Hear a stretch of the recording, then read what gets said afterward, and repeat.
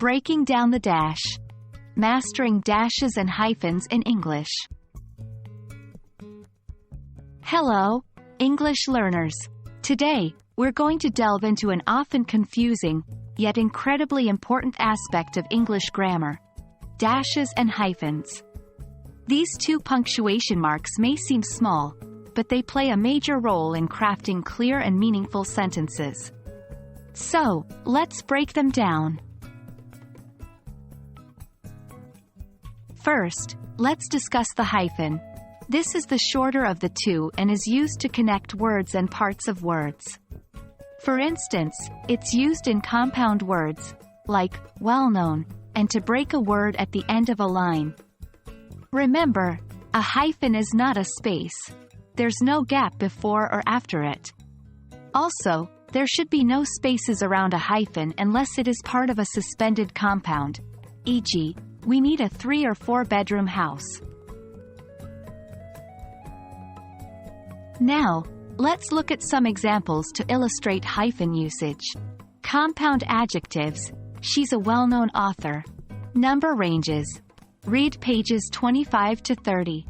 Suspended compounds: we offer both full and part-time positions. These examples should help you understand when and how to use hyphens correctly.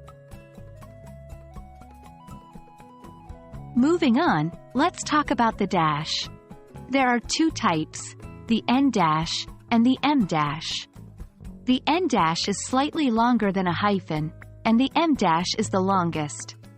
The N dash is used to indicate spans or differentiation, whereas the M dash is used for abrupt change of thought in a sentence or to set off parenthetical statements. Remember, no spaces should be used with N dash, but with M dash, the style can vary. Let's look at examples to see how to properly use both types of dashes. N dash, the London-Paris train. Span or range.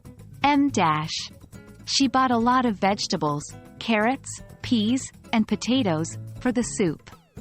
Parenthetical statement. M dash, I knew I would win the lottery, and then I did. Abrupt change. And there you have it, folks. We've broken down the basics of using dashes and hyphens in English. Remember, these small marks can make a big difference in your writing, so it's essential to understand their usage. We hope you found this lesson useful, and as always, happy learning.